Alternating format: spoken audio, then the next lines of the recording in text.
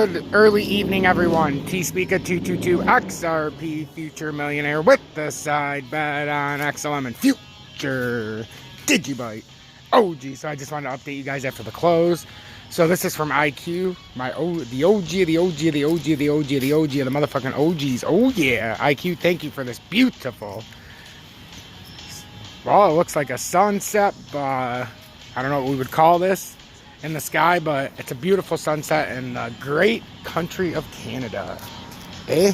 My Canadian brethrens, eh?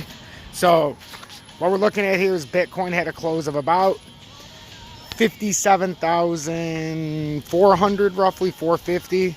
See, we're starting to go down to start the day, but most of these, you know, I mean, everything was down for the most part across the altcoins, except for one sporadically in there. But like what I was showing you with not only Bitcoin, but that's what Bitcoin looks like in the monthly. And I don't know about you guys, but that looks like a giant M that's all but completed. It just needs to pull down now. So we need to be very careful, and we're going to have to watch this very close because, guys, we're starting to get close to the end of October. And you know what I've been predicting for the end of October? You're going to start to see what's going to happen, and it's going to start shaping out, and you're going to understand exactly what's to come before the end of the year, and that takes place by the end of October. I've been saying this for 2 months, and you're starting to see the effects of that now. We're starting to get to the top, and this M is filled out perfectly in the monthly for Bitcoin. You take it down into the weekly, I mean, you can see it, guys. I'm not making this up. And now the symmetrical triangle starts to come into play, and it starts to become very real. Sorry, I don't know how this got.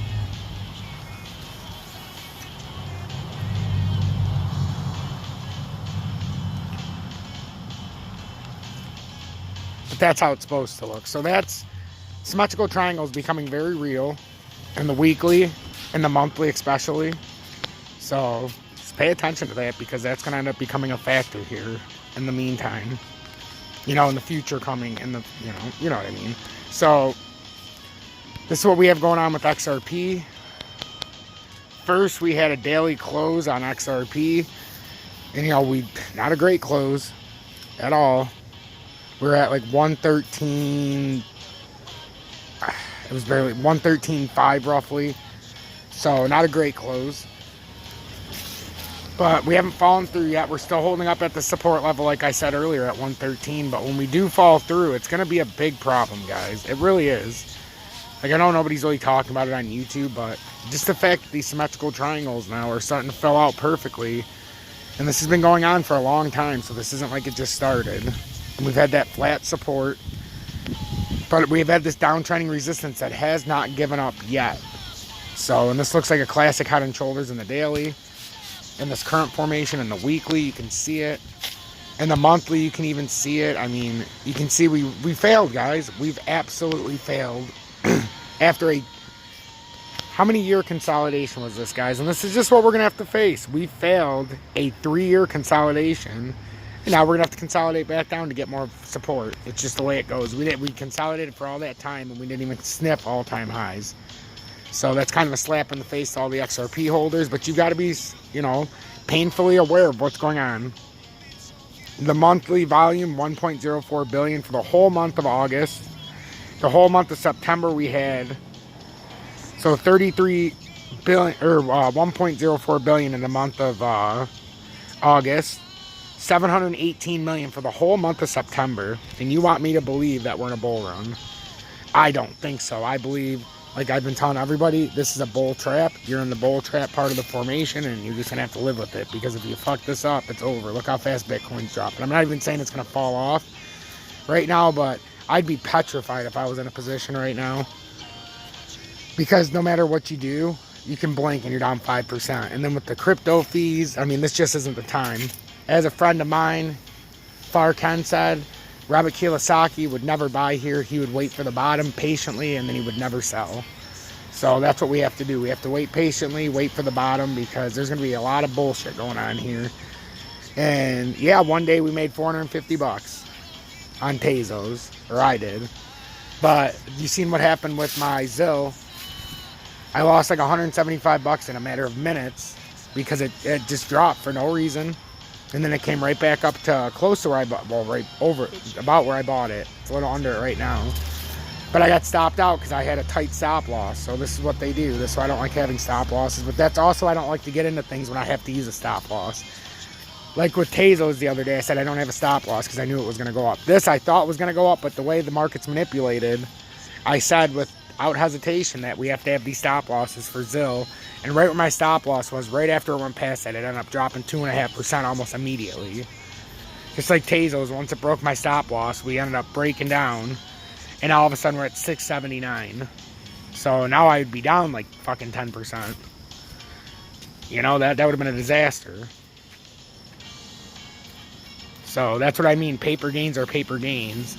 And I know some people earlier that sold XRP at $1.17 and they were asking me, is that good? I was like, paper, it's not paper gains. You put your pocket, money in your pocket. They're like, well, what if it goes to 126? I'm like, what if it goes down to $1? You take your gains. And now look, they could get back in on a retrace because they sold appropriately, stuck to their guns, and now they could get it cheaper. Like, this is the thing, 6% cheaper than where they sold it. So even with the in and out fees, they can put that money in their pocket and buy more XRP than they had, even now. I wouldn't advise it because of what I've been showing you. But there's always a chance we can pop up. But like I said, I'm no longer swing trading for the rest of this ride now until we make our breakdown, because it's too dangerous now. So I will just be doing the charts. And if you ask me if there's a swing trade, the only way I would get in a swing trade if it's something that absolutely I believe is going to pull up like Tezos. I still believe that we could have just had to expand this out farther, and I fucked myself. Well, not fucked myself, but by getting in the second time and losing the 1.6% after gaining over 10, I should have waited for it to come back down to this area and see how it reacted to it. That was my bad. That's me, you know, trying to read the same area, and it broke down through. So no harm, no foul. But this is an area where you would have been more comfortable buying Tezos because it's on this uptrend. We widened it out for the daily close from the other day, and it lines up with it. But still, this has been a widening zone. And like I said before, there's no guarantee this is going to hold up with Tezos. You can even do that. I actually feel more comfortable with that. So you can see it's slightly falling outside of it. So that's what we're looking at, ladies and gentlemen. This is the move down we also talked about with Tezos, but we didn't get into it.